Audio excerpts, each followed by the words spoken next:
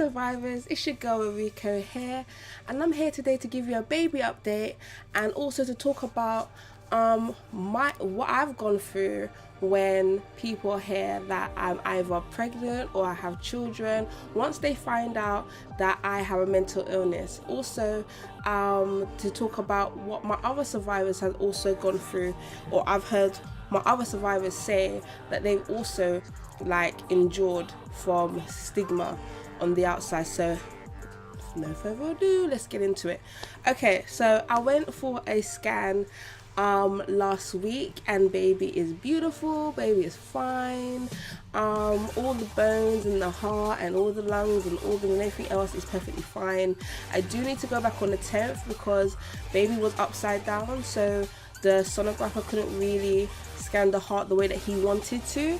So I will be going back on the 10th next month and then giving you guys another update. I will insert a picture of the baby. I did have the original, but for some odd reason I just could not find it tonight to just show you quickly on the screen. But I do have a picture in my phone and I will be inserting it in this video so that you can also see the new addition to the camp.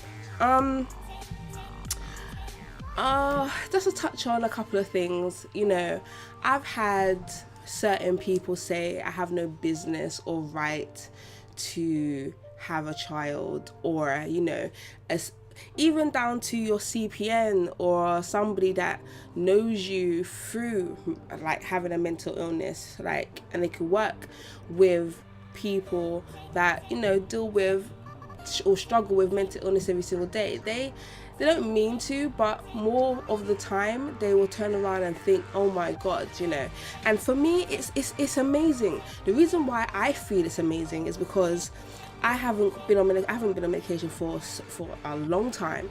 I've been in remission. I haven't relapsed in donkey's years, and I'm not at that stage anymore. I've overcome that. I'm not saying that that's never going to happen again. You always have to just keep track of your own mental health because anything can happen. But to know that and still have the attitude of you shouldn't have children is a bit ridiculous. And I think to myself, fair enough.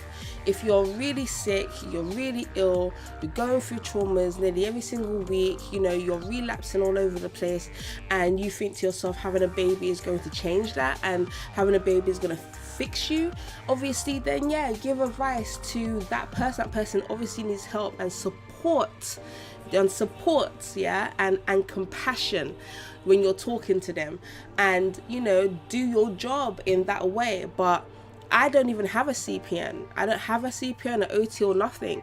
And people that I come across in just my day-to-day, that know me or used to know me how many years ago when I was sick, they'll say things like didn't you think, do you really think that's a good idea? And you just think to yourself, listen, I am not in that place anymore. You have no idea, because you didn't want to be around. You have no idea what I actually went through to get to where I am now. I do have my own mind. I do have my own feelings and thoughts, and I have family who support me. I also have a partner, a loving partner that supports me, and they will be the first people to tell me if I'm doing something wrong, and they will stop me from doing that. Do you know what I mean? They will talk to me. They will make me see sense to a certain extent if I'm being irrational, whatever else. So my network is strong, my circle is strong, the people that love me are strong, and they are able to handle who I am and lead me down the right path. And if it wasn't for all of those people and myself who really wanted to get better, I wouldn't be here. I wouldn't be mentally stable, and I wouldn't be able to talk about it freely and feel confident in what I'm saying. So for all the people out there who want to be negative to somebody who is going through whatever they're going through when it comes down to mental illness, think. If you generally have facts and reasons why they shouldn't be parents, then know how to be diplomatic in your approach when it comes down to talking to them, because we are very sensitive. We're sensitive in everything that we do, you know, and we take it on board and we internalize it. And what we don't need is somebody to just be flippant or dismissive or aggressive when it comes down to the choice. You know, sometimes it's just a thought. Sometimes you just think to yourself, I would love to have a child. I would love to have a baby. And, you know, and sometimes, yes, you have the thought in your head of, you know, if I had a baby, maybe I won't self-harm. Maybe I won't think of suicide. Maybe I won't think of doing something drastic. Maybe I won't have so many relapses. You know, you think of these things, but sometimes it doesn't mean they're actually going to act upon it. Sometimes they're just trying to voice how they feel. You know, they're not going to go out tomorrow and sleep with the first person that they see. And if that is the case, guide them. You know, it's hard enough, like telling somebody that, you know, you have a mental illness. You know, you just don't know what reaction. I've had people who I thought to myself will always be my friend, will always be there, trustworthy people. You know, I trust you, so I'm gonna tell you this. I've got borderline personality disorder. I get super depressed. I am emotional. When I'm happy, it's euphoria. When I am sad, I feel like I'm dying. You know, that's me. That is my character. I feel on a totally different level. I need help. I need support. And I've had people hear that, you know. I've given people my heart, you know what I'm saying? And it's like they crush it or they don't know how to handle it. And it's for us as well to understand that it's a big deal. And it's a huge thing. You know, some people just don't have the character. Some people are also going through their own struggles and strength. And I don't know about you, but I'm also a person, if I hear my friend in trouble or I hear anybody in trouble, I really carry that with me. You know, I think about it a lot. I internalize that. I feel sad. I think about all of the things that I could do to possibly help that person. And I kind of get obsessed with that. So some people know that about themselves. And when you're telling them something like this, they just automatically think that that's a lot. You know, that's a lot. But it's just the way that you deal with it and how you handle it. You know, it's okay to not be okay with somebody who needs so much from you. It's actually okay, you know, unless you're a parent, it's okay. But it's also okay to tell them. Don't just pull away from them. Don't just act funny. Don't just shunt them. Don't just disappear. Do you know what I mean? Talk to them. If you feel like you need to exit from somebody's life in any walks of life, talk to them. Let them at least know why. Let them have some closure. I've had people just disappear on me, and to this day, and it's been years, I still think of them. I still think, well, like, I wonder what I done. I wonder what I said. You know, I think about the last time we spoke, and I think, wow, like, could I have said something? Could I have done something different? And it's not a nice feeling. So everybody plays a part in people's mental health. Do you know what I mean? And their well-being. You as the person who is prone to mental illness or prone to be emotional and stuff, you have a duty to protect your health and protect yourself, you know, and know what is going to be healthy and unhealthy for you. And other people around you need to not play with your emotions. I always say to people, you know, you can get over physical scars, you know, you can get over physical scars, but once your mind is scarred, you know, the unseen scars, it's so hard, and sometimes never ever able to be fixed. It's just that scar is there. Do you know what I mean? So I just think it's a bit sad that people automatically jump on people that have any type of illness, you know, like anything, any illness, any disability, they automatically think, well, you shouldn't have had children. You know, if you got Down syndrome, oh, you shouldn't have children. If you are always depressed or you have a depressive disorder, you shouldn't have children. You know, you got borderline personality disorder, you shouldn't have children. You have anxiety problems, you shouldn't have children. That's not the case, you know. And I also believe this whole, you should, like, as soon as you tell somebody you have medication, they get you know, they get looked at and frowned upon. That you take medication to be to do what? To be normal? Yes.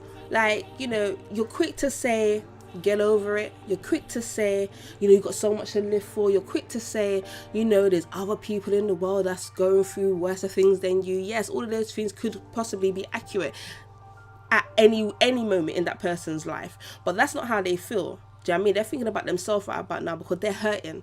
And if they can take tablets and that makes them function, that makes them go through the whole entire day and be able to be okay and not have too many high or low moods and be able to sleep at night and not have insomnia and not be and not overthink things and able to close their eyes and have peace at night, who are you to turn around and tell them that they shouldn't be on medication?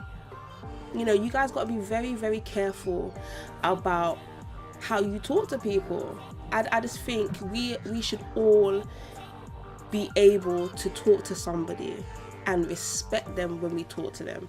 Do you know what I mean? It's a learning curve for them. You know, when I was at my lowest point and I didn't know what was going on, I didn't know. That's the point. I didn't know what was going on. I didn't know how to handle myself. I didn't know how to control myself. And to other people, that was just insane. What do you mean you can't control what you say? What do you mean you can't control how you act? What do you mean? Because it comes second nature to some people. You know, they can easily control what they say. They can easily think before they speak. But I generally couldn't. At my lowest point, I didn't know what was going on and I was scared. And all I needed was somebody to understand that and not necessarily walk away, even though I've pushed them away. You know, I just needed someone to understand, and that's how we feel.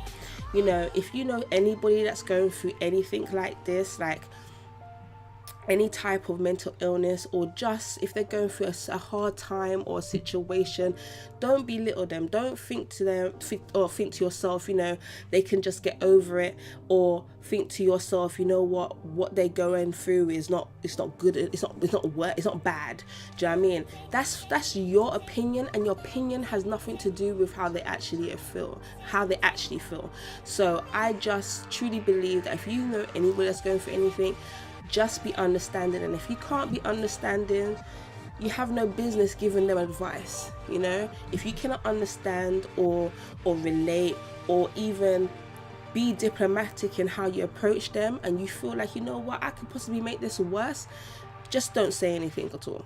Like, seriously, like, talk to somebody that could actually talk to them and make them feel good about them, or just someone to talk to.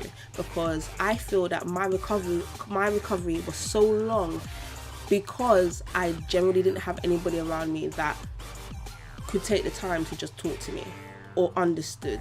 You know, everything was, you need to do this and you need to do that and you need to do this and you need to do that. I already know I need to do certain things, but I couldn't